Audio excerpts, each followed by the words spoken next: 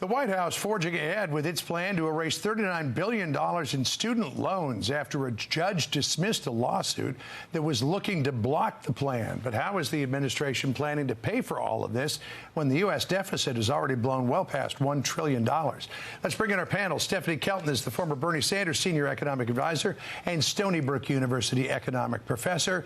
Doug Holtz-Eakin is the former CBO Director and President of the American Action Forum. Stephanie, let's start with you because obviously the president lost his big student loan forgiveness plan in the Supreme Court. That was worth some $400 billion. So he scaled this down. It still could apply to some 804,000 borrowers. Again, it's worth almost $40 billion. People are apparently going to get notes that say your student loans have been forgiven. But the question is, forgiven by whom, and who's going to pay for it, Stephanie?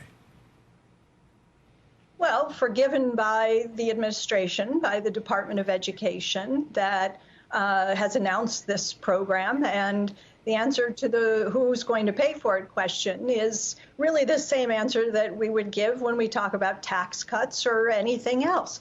Congress does not have a budget that works like a household budget. We're not on the hook for this. So what Congress is effectively doing, or in this case, what the administration is effectively doing, is just saying to people, don't repay loans, hold on to the cash. We don't want the revenue, you keep it, and you do something else with it. And so will it increase the deficit? Yeah, there will be a modest increase in the deficit. But remember that the government's deficit is a financial surplus to the rest of the economy. So it isn't a question about going to pay for it. It's a question of who gets a small windfall on the other side of that equation. All right, Doug, you want to put your analysis on that?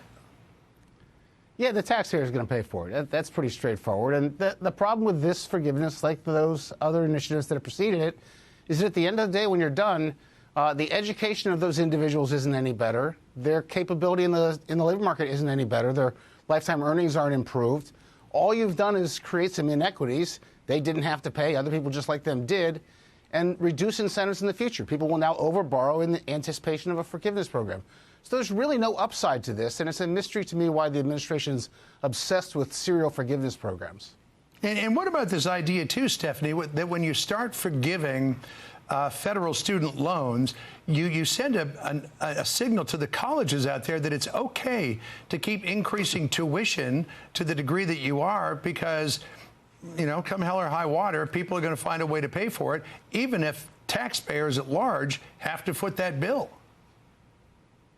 Okay, let's say a couple of things. First, the cost of college education has gone astronomical, and it is a problem, and we need real solutions to rein in the cost of university college education, no question about it.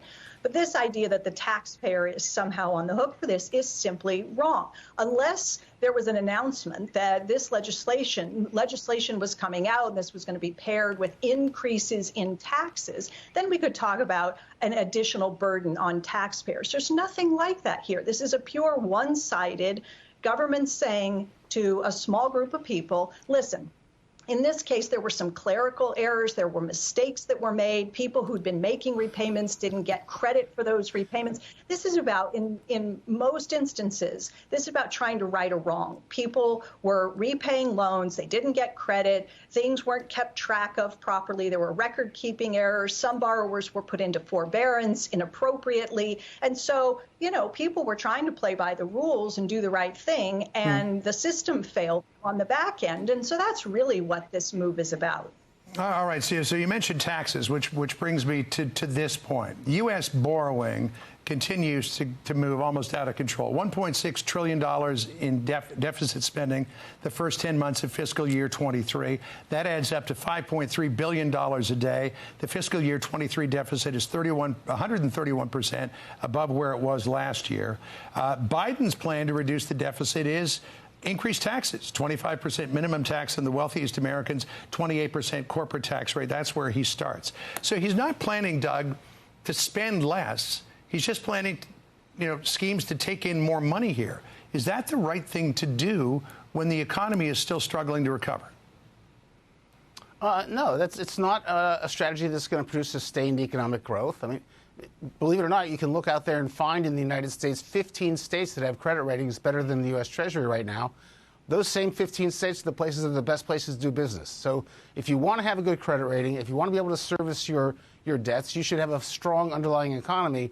This isn't a recipe to do that. So I think the administration has really sent the message that they're not serious about the budget. They proposed, iteration after iteration of Build Back Better that blew a hole in the structural deficit we already had, made it much, much worse.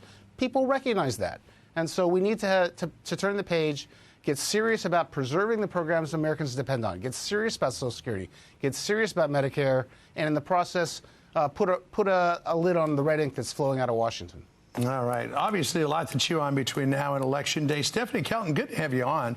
And Doug, great to see you back again. Appreciate it. Thank you.